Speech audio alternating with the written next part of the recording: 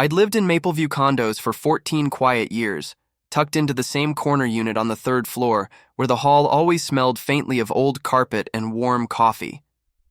I'm 72 now, and I don't need much, just my condo, my morning routine, and the 2 parking spots I bought outright when the building first went up. Back then, the developer sold a handful of deeded spaces to early buyers, and I thought, why not? 2 spots meant freedom. No fighting for a place to put the car, no shuffling cars around when my daughter visited. It was the smartest purchase I ever made. At least, that's what I believed, until the day Greed rolled in wearing a tailored suit. It started on a Thursday morning, the kind where the sky looks like wet concrete. I walked downstairs with my little grocery list tucked into my pocket. And there it was, a bright orange sign bolted to a steel post, right in front of my parking space. Paid parking, $10 per hour. At first, I just stared at it. Maybe it was a mistake. Maybe they meant the visitor spaces. But then I saw the worst part, my own spot number scribbled underneath in sloppy marker like an afterthought. I walked over, trying to keep my heart steady, and found a man in a crisp shirt unloading a drill and folding table from a van. Middle-aged, slick hair, expensive watch, the type who smiles with his teeth but never his eyes. "You the owner?" I asked him. He didn't even look at me. "Nope, I'm the operator. New paid parking agreement with the HOA. These 2 spots are now part of our premium zone." My 2 spots. "My spaces are deeded," I said, pressing each word slow, just to control the tremor in my voice. "They're mine." He shrugged. "Take it up with your board president." Paperwork came from her office. And just like that, he walked off, humming, as if he hadn't just punched 14 years of peace right out of my chest. Here's the thing. Mapleview Condos sits a 5-minute walk from Grand Line SuperMart, the busiest store on a road with no parking. Every day, cars circle like vultures. People would pay good money to leave their car anywhere close. And apparently, someone figured out that my parking spots were gold, that someone was named Randall Pierce. I'd heard of him, local businessman, owned those little pay-to-park lots scattered across town. The rumor was he bought up anything that could hold a car for more than 10 seconds, slapped a kiosk on it, and charged whatever he felt like. People said he was opportunistic. I always thought that was a nice way of avoiding the word greedy, and he wasn't working alone. I went straight to the HOA office. Our president, Linda Gale, was already on my list of people I didn't trust. Too many closed-door meetings, too many adjusted budgets that never made sense. And when I walked in, she didn't even pretend to be surprised. "Oh, you heard," she said, tapping her pen. "Heard?" I repeated. "Linda, someone is selling my property." She folded her hands, like she was the calm one here. "Mr. Winslow, let's not be dramatic. The board reviewed your deed. Those spaces weren't clearly outlined in the original covenants. We determined they revert to community control." "That deed is older than some of the people living here," I shot back. "I paid for those spaces." She sighed, and that sigh told me everything. It wasn't ignorance. It wasn't confusion. It was guilt pretending to be patience. "Randall offered us a contract, monthly revenue, funds for new landscaping. It benefits the community." "It benefits you," I said. "What did he promise? A cut? Special parking at his other lots? What?"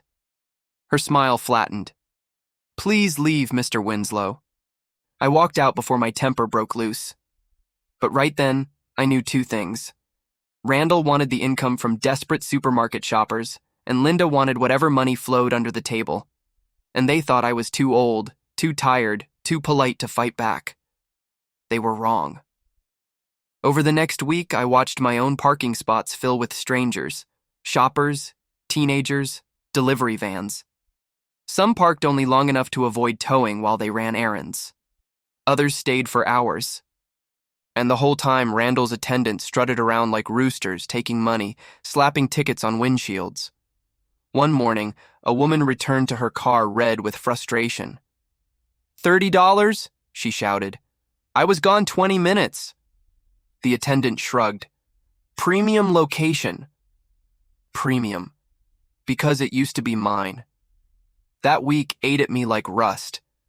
Every time I passed those orange signs, it felt like someone had taken something personal, something meaningful. But here's what they didn't understand. When you get to my age, you learn patience. You learn how to sit still while you plan. And I had a plan. I dug up every old file I had, closing documents, purchase receipts, HOA newsletters from more than a decade ago. My daughter helped me put it all into a neat folder labeled Proof of Ownership. And when that wasn't enough, I went further. I visited City Hall, pulled property maps, recorded historical easements, and even tracked down the original developer, now an old man himself living 2 towns over. He remembered me immediately. "Oh yes," he said over the phone, voice thin but sharp. "You bought the double spot on the north end, deeded, recorded, and paid in full. Would you put that in writing?" "I'll do you better," he said. "I'll send you the archived plat with your unit and those 2 spaces marked. They were never common property." When the envelope arrived, I knew I had the bullet that would end this. But I didn't take it to Linda. No, she'd bury it. I took it to the county assessor, the city zoning board, and, my personal favorite, the newspaper column that specialized in local corruption. And I sat back, waiting. The fallout came fast. First, the city sent a compliance officer to the condo's parking lot. Paid parking on privately deeded spaces? Illegal. Operating a commercial lot without proper zoning? Illegal. Selling community property without full owner consent? Very illegal. Randall's kiosk got taped off with bright yellow notice of violation stickers. His attendants gathered their things and vanished overnight. Then the HOA meeting happened. Oh, I wish you could have seen it. Residents packed the room, waving copies of the newspaper article. Local HOA president accused of illegal property sale. Linda sat stiff as a statue while everyone demanded answers. Finally, the zoning board's official walked in, holding the plat map I'd provided. "These 2 spaces," he said, "belong solely to Mr. Winslow. They always have." Silence. Then whispers. Then the questions began, sharp, angry, relentless. Someone called for a vote to remove Linda as president. Someone else called for a vote to audit every financial decision she'd made. By the time the meeting ended, Linda walked out flanked by 2 board members who wouldn't even look at her. The next morning, my spaces were clear again. The orange signs were gone. The asphalt looked like it could finally breathe. And that wasn't all. Randall got fined. Hefty fines for improper business operations. The HOA had to pay restitution for interfering with private property rights. And Linda? She resigned before they could formally remove her. As for me, I parked my car in spot 17, the morning sun warming the windshield, and felt something I hadn't felt in weeks, a deep, steady satisfaction. They thought I was just an old man with too much patience. Turns out that patience is exactly what made them pay.